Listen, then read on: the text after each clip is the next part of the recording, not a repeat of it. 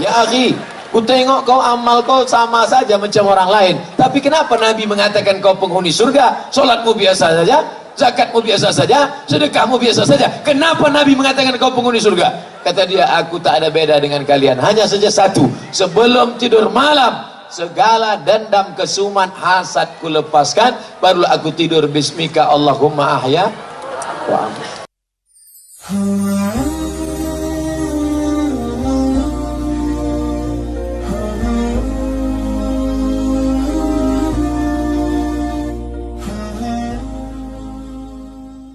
Wa min syarri hasidin idza hasad. Apa itu hasad? Karahatun ni'mah 'alal mun'ami 'alaih. Tak senang menengok orang lain dapat nikmat. Menengok orang rumah baru kumat jantung koroner. Menengok orang mobil baru naik diabetes meletus. Aku Pak Ustadz paling tak tahan nengok dia Pak Ustadz. Sakit hatiku. Kenapa? Rumahnya baru. Kalau dia itu pula mobilnya baru. Tapi yang paling marah aku sama dia Pak Ustadz. Kenapa? Bininya baru. Gue jangan marah dulu. Dia bini baru karena bini lamanya mati, meninggal dunia. Mudah-mudahan yang bininya meninggal diberi Allah ganti segera insyaallah. Takut ngaminkan. Bapak Ibu yang dimuliakan Allah Subhanahu wa taala. Oleh sebab itu, adalah ibu-ibu sama bapak-bapak pergi undangan. Besok kan hari libur nih. Besok hari Ahad. Undanganlah. Undangan akikah, undangan walimah, undangan pesta. Balik undangan sampai ke rumah tak tenang jantung.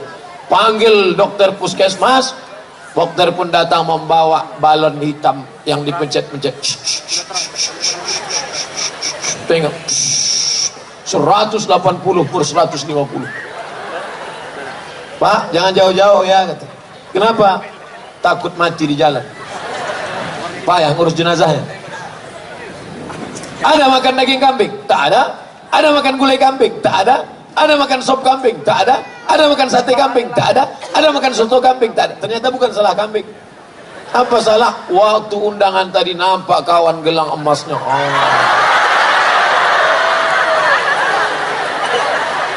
Kawan itu pun udah tahu orang sekarang ekonomi susah. Tak semua hati orang bersih. Dipakailah besar. Sebentar. Jam berapa ya? Gatal. La ilaha illallah Muhammadar Rasulullah. Akhirnya pulang ke rumah. Saya udah tanya itu sama dokter spesialis jantung koroner. Pak dokter, ya, aku nih bodoh dalam bidang medis Pak dokter, ya. Ada yang mau kutanya Pak dokter. Apa? Kenapa orang tak makan daging kambing, tidak makan santan, tidak makan rendang? Kenapa gula darahnya naik, kolesterolnya naik? Kenapa? Kenapa Pak dokter? Kata Pak dokter, sebenarnya Ustadz, ini bukan masalah makanan. Oh, jadi bukan salah makanan? Bukan. Jadi apa? Faktor psikologis. Jadi dokter ini bahasanya lembut. Faktor psikologis. Kalau bahasa Ustadznya apa? Musuh hati. Maka bersihkan hati. Jadi Ustaz, kalau nampak kita ada kawan kita dapat nikmat, tetangga kita rumahnya besar, apa tak sakit hati kita? Kita kecil, dia besar, rumahnya besar, mobilnya besar, bininya besar. Kita rumah kecil, mobil kecil, LGBT, laki gemuk, bini tipis. Jangan tersinggung. Bapak Ibu kalau dengan ceramah saya nasihatkan jangan tersinggung. Mana tahu kebetulan ada yang sama, jangan tersinggung. Karena ada beberapa tempat asal tersinggung 2 hari sudah itu mati. Bukan karena saya hebat, nah, karena memang ajal sudah sampai. Jadi masalah kalau dapat nampak nikmat orang besar ini bagaimana cara mengatasinya Pak Ustadz? Kata Nabi, doakan dia. Sama-sama anak kita sama anak dia. Sama-sama satu SD, sama-sama satu SMP, sama-sama kuliah, sama-sama kerja. Tiba-tiba anak dia duluan nikah. Tentu telinga kita tak tahan. Anak ibu sama dia kan sama, iya. Kok anak dia dipinang orang duluan? Iyalah, dia pakai pelet. Tentu marah hati kita. Jadi bagaimana caranya? Doakan dia ketika anak itu pesta nikah datang. kepelaminan, ucapkan barakallahu lakuma wa baraka alaikuma wa jama'a bainakuma fi khair. Doakan. Besok kalau ada yang begitu, doakan. Tapi kalau hati kita bersih, kalau hati tak bersih, doanya sama, bunyinya lain. Barakallahu lakum wa baraka alaikum wa jama'a.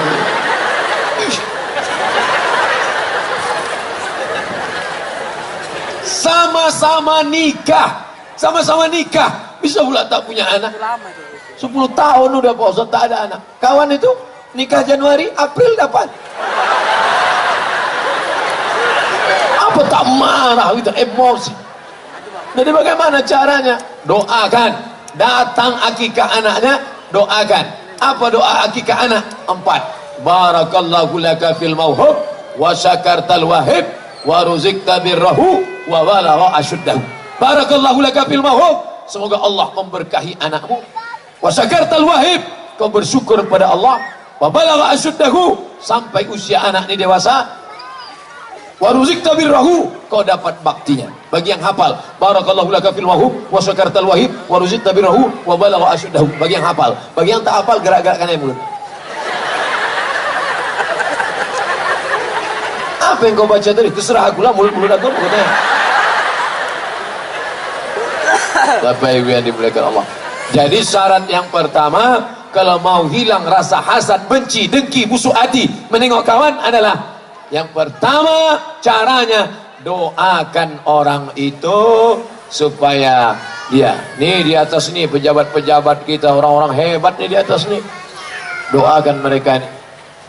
Kalau kita doakan mereka, datang malaikat, dikirimkan Allah. Apa kata malaikat? Amin, kabulkan doa orang ini, kau dapat yang sama macam yang kau doakan. Ya Allah, ini tetanggaku rumahnya baru, mobilnya baru, bukan main sakit hatiku nengok dia. Ya Allah, udahlah mobil itu baru, dipasangnya pula kaca 80% gelap, tak nampak.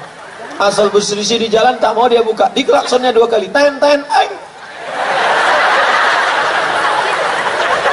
Panjangkan umurnya ya Allah, murahkan rezekinya ya Allah, jadikan anaknya soleh dan solehah. Apa kata malaikat? Amin, kabulkan doa orang ini, walaka misluh, kau dapat yang sama macam yang kau doakan.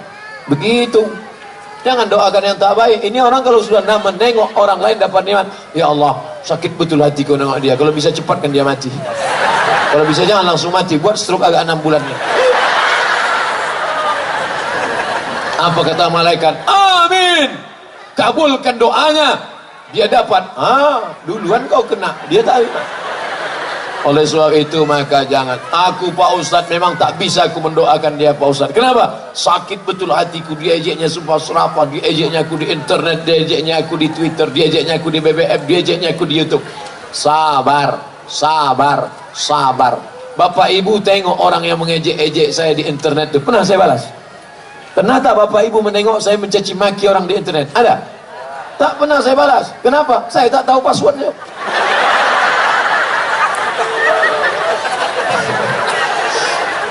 Admin. Saya tahu saya ini pemarah, saya emosi. Nanti sempat ku baca, ku banting HP hancur orang yang ketawa.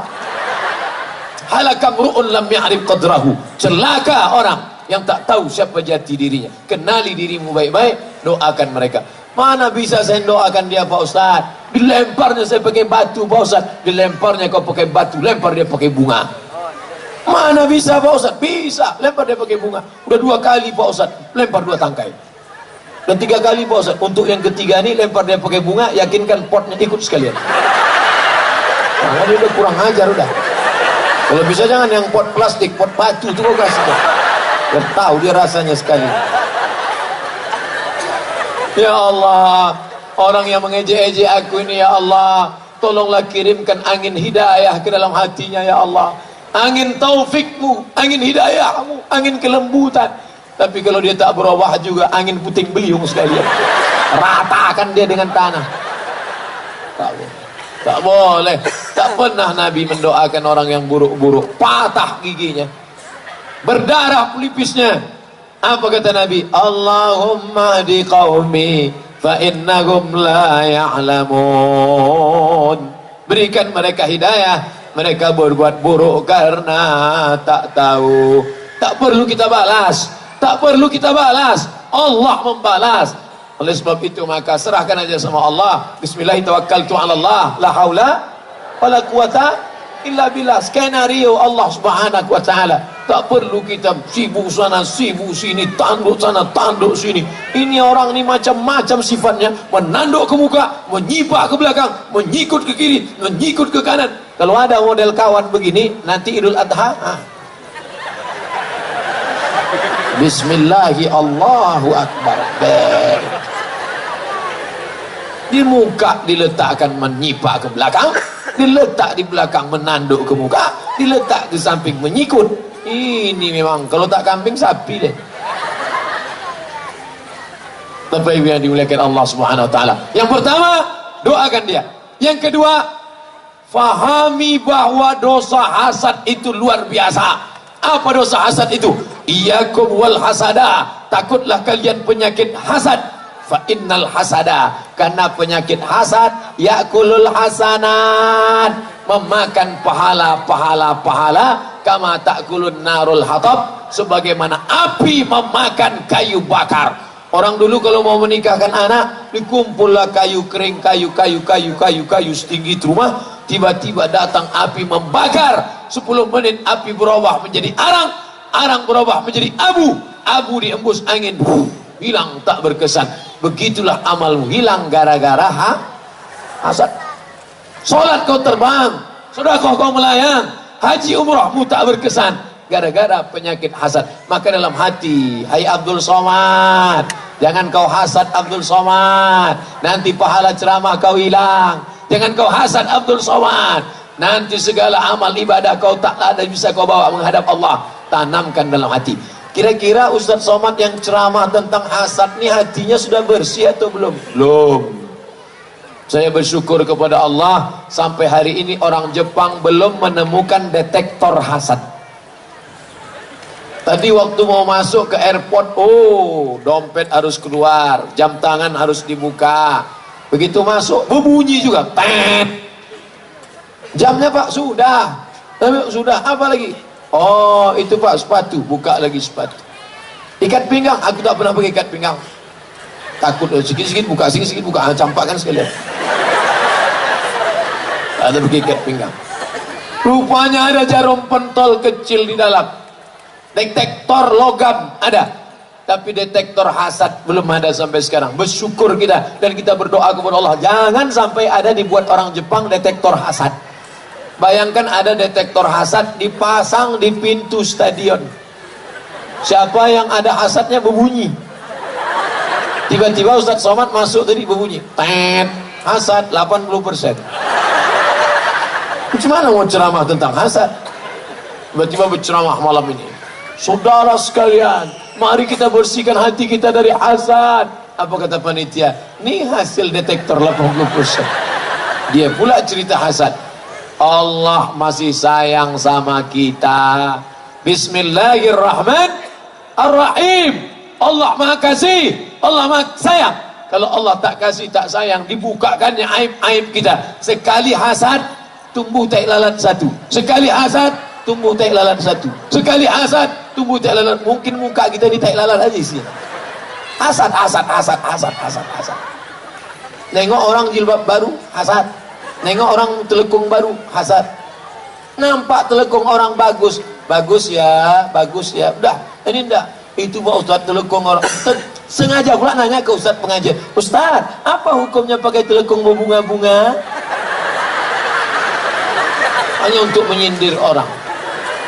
Ustadz itu pun pula menjawab, kalau sekedar bunga 2 tangkai tak apa-apa, tapi kalau sampai bunga melati, bunga mawar, bunga kemboja, bunga tai ayam di ujung. Wah, puas sekali aku jawaban Ustadz itu tadi. Ini mau ngaji, mau nembak-nembak orang. Tapi ibu yang dimuliakan Allah Subhanahu wa taala, oleh sebab itu maka ini harus dipahami. Orang kalau kena penyakit gula, dia tak tahu, pagi minum teh 2 sendok, siang minum susu 2 sendok, malam minum kopi 2 sendok, 1 hari 6 sendok gula, 1 toples itu dia sendiri aja menghabiskan.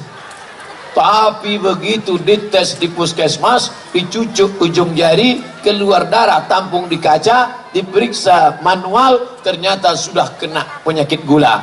Bapak sudah kena penyakit gula, namanya diabetes. Apa itu diabetes? Diabetes mellitus.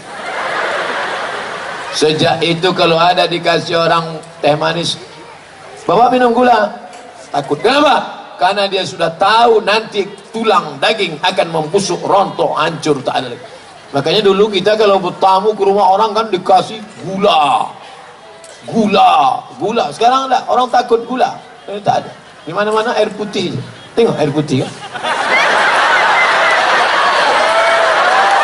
Astaga, kenapa gitu? Saya tak ada niat menyindir, demi Allah. Demi Allah ya demi. Tadi saya di hotel sudah 3 kali minum teh manis. Tak ada. Saya penceramah yang tak pandai sindir menyindir. Demi Allah, wallahi tallahi billahi. Dulu pernah saya menyindir ceramah gara-gara panitia ngajak nyindir. Ustaz tolong Ustaz sindirkan. Apa? Itu ada orang jamaah sudah menyumbang 300 juta dimintanya balik. Kami udah sempat ngutang semen, mintanya balik. Jadi apa judul ceramahnya?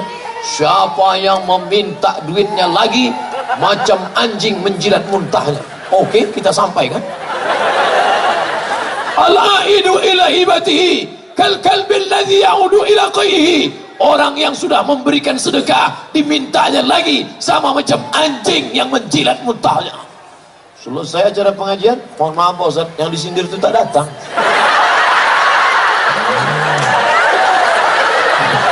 Sejak itu tak mau saya sendiri.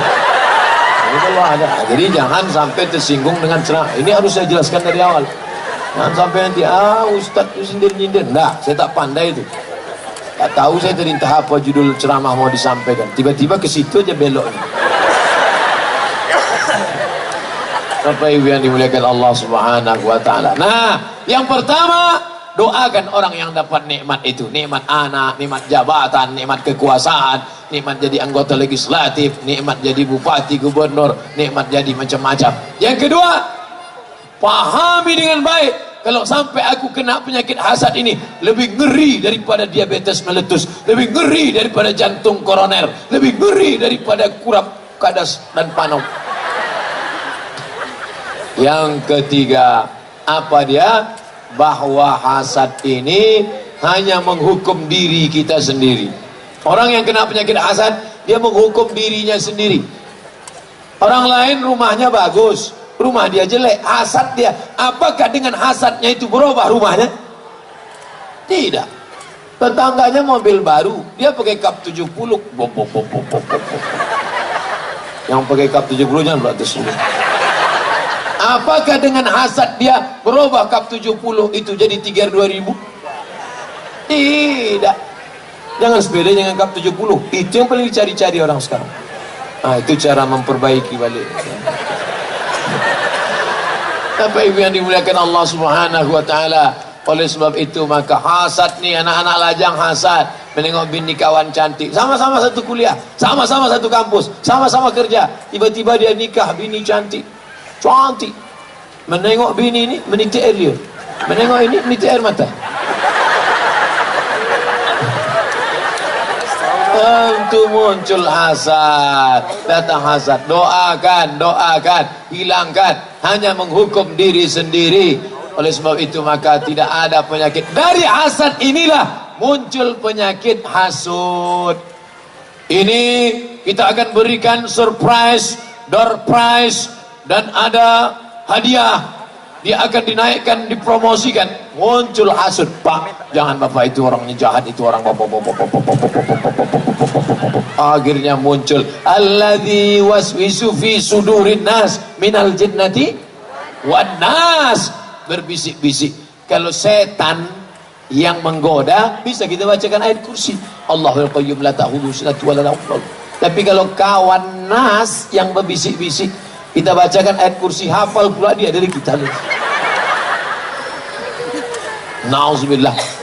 Bapak Ibu yang dimuliakan Allah Subhanahu wa taala, hendaknya yang berceramah malam ini dan yang mendengar ceramah keluar dari ceramah ini bersih hatinya dari hasad. Amin. Yang pertama kali kena hasad itu siapa Pak Ustaz? Adam alaihissalam dari tanah. Adam dari tanah. Tiba-tiba disuruh Allah semua malaikat sujud kepada Adam. Wa il qulna lil malaikati, kami katakan kepada malaikat semuanya, usjudu li Adam, sujudlah kepada Adam. Fasajadu, semuanya sujud. Ada satu yang tak mau sujud. Siapa dia? Iblis. Kenapa dia tak mau sujud?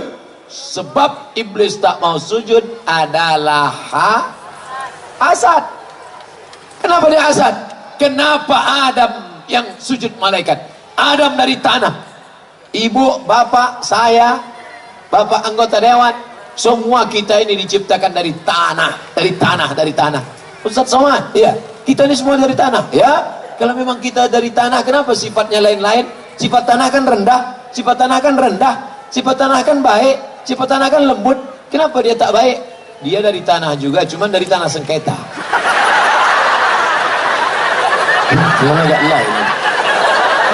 Tapi jangan pula gara-gara ini balik nanti langsung nengok kawan. Ini tanah sengketa. Ini tanah sengketa. Bukan itu maksudnya. Ceramah itu mengukur diri. Kalau kita habis dengar ceramah pengajian untuk mengukur diri, bukan untuk mengukur orang. Kadang orang kalau sudah dapat meteran 1 meter 100 cm, itu dipakainya untuk mengukur orang. Kau kurang. Dipakai untuk mengukur diri kemari. Tuba liman shaghalahu aibuhu an ayubin nas. Berbahagialah orang yang sibuk memikirkan cacatnya sehingga tak sempat memikirkan cacat orang lain. Berbahagialah orang yang sibuk memikirkan kekurangan anaknya. Anakku tak pandai ngaji, anakku lari dari pesantren, anakku tak pakai jilbab, sehingga tak sempat memikirkan cacat aib orang lain. Hari ini orang sibuk memikirkan aib anak orang sampai tak sempat memikirkan anaknya. Sibuk memikirkan aib bini orang sampai tak sempat memikirkan aib keluarganya. Sibuk. Kenapa sibuk? Ini aib. Menengok aib sampai 3 kali sehari. Aib pagi, aib siang, aib malam. Apa namanya? Infotainment. Na'udzubillah. Apa ibu yang dimuliakan Allah Subhanahu wa taala? Ini hasad. Jadi yang pertama kali kena penyakit hasad itu adalah iblis. Makanya kalau ada dalam hati kita hasad, jangan-jangan aku ni saudara iblis. Jangan-jangan aku ni saudara iblis. Makanya kalau ada orang hasad, iblis tak menggoda lagi. Bapak ibu kalau ada hasad sikit aja, iblis tak menggoda. Kenapa? Karena sesama saudara dilarang saling menggoda. Kata iblis kepada anak-anak buahnya, bro, yang ini jangan. Kenapa? My brother. Pak Ustadz, apa beda iblis, setan sama jin? Nama komunitasnya jin. Nama komunitasnya jin. Jin ini dibagi 2. Jin baik, jin Islam. Jin tak baik, jin kafir. Yang jin kafir tadi terbagi lagi. Induk dari segala jin kafir itulah iblis. Anak buahnya namanya setan. Jadi gundurwo, tuyul, sundel bolong. Kalau jin tadi tinggi, itu namanya begu ganjang. Tinggi dia. Kalau pendek gundul, tuyul. Kalau berobang perutnya sundel bolong. Kalau naik sepeda motor, Dracula. Kalau melompat-lompat aja tempel kertas di kening, hantu Cina. Kalau berjalan pun tak bisa, suster ngesot. Jadi saya udah hafal tentang hantu-hantunya. Nah, jin tadi, jin kafir tadi terbagi 2 lagi. Ada jin itu yang ngikut waktu kita lahir. Ketika saya lahir ikut dia. Itu namanya jin korin. Korin artinya selalu bersama. Ketika saya mati saya meninggal, jin korin saya tadi tak mati, hidup dia. Dan dia bisa masuk ke badan orang. Tiba-tiba ada orang kerasukan di padang Sedempuan. Kerasukan, Assalamualaikum warahmatullah. Siapa kau? Aku Abdul Somad. Kalau memang kau Abdul Somad, coba ceramah. Saudara-saudara yang mirip betul.